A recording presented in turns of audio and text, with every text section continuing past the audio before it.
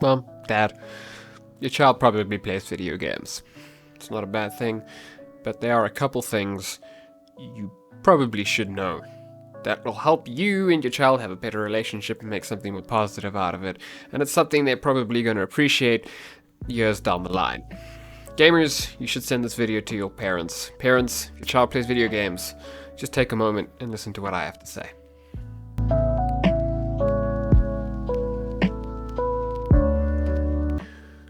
Item number 1. Stop judging our video games based on the occasional sub 30-second glance at our screens.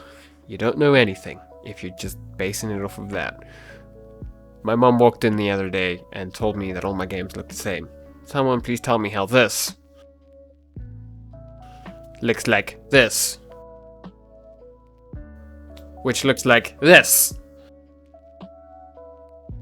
All these games are they're different games.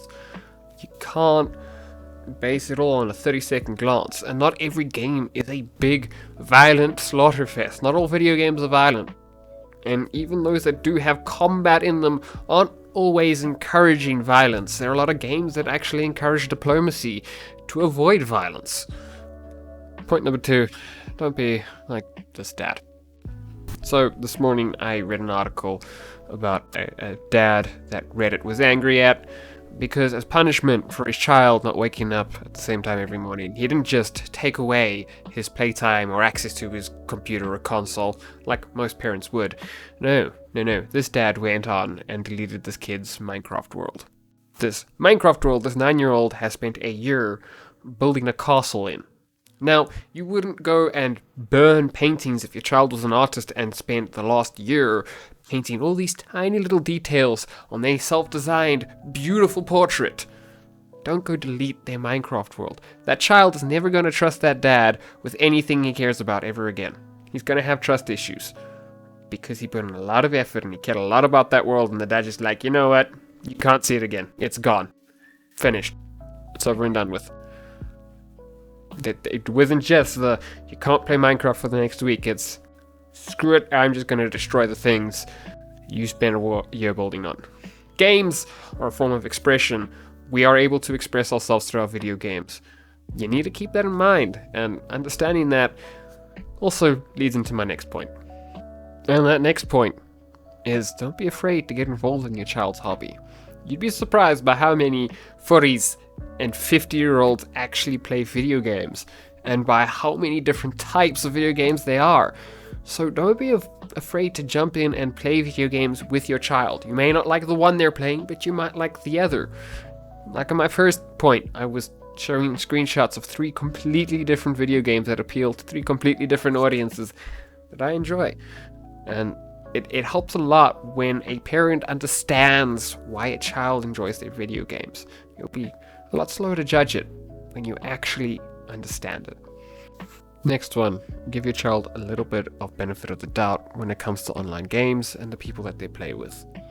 Now obviously, children need to be educated on proper safety when talking to strangers in online games and things, but don't dismiss the fact that a lot of people do make long-lasting friendships by playing online games with people who were previously strangers.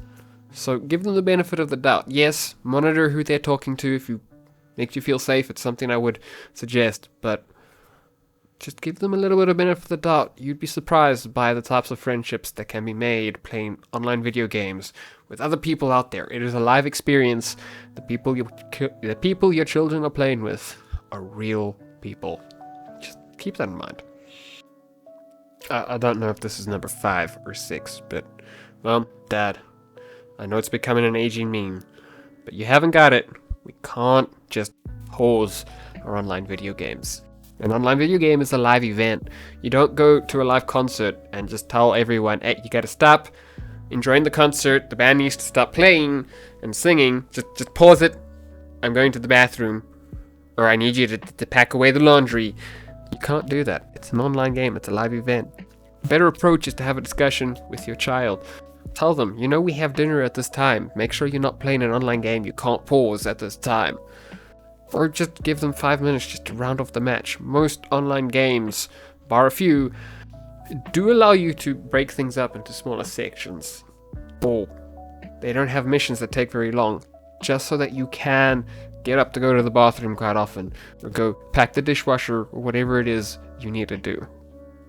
Keep that in mind. Video games aren't always as expensive as they appear. Yeah, that's my next one. They're often a lot cheaper. And I got two perspectives to look at this. If you are gaming, especially on PC, your games go on sale quite a lot. If you're looking at Steam Store or Epic Store, Epic Store gives away free games every week. 1 or 2 free games every week. Steam has a massive library of free-to-play games, and then their games go on sale quite often, and you can get like 80% off on your video game. So you don't need to spend a lot. Your child does not need to buy a game on release. Then there's the other side of it. Yeah, a movie ticket is about 1/10 the price of a video game, but that movie lasts for so long and then it's done. The video game you can play for hundreds of hours in many cases. Some cases thousands of hours. I have over 1,000 hours in Skyrim and over 3,000 hours in Counter-Strike Go, okay? You can spend a lot of time playing video games over a long period. You don't need to spend an arm and a leg, and the games are normally worth your money. Just do your homework before you buy a game. Okay, now this is the last one for this video. I might make a part 2 if there's enough content on it, but pay attention to what platform you're buying games for if you're buying games for your child.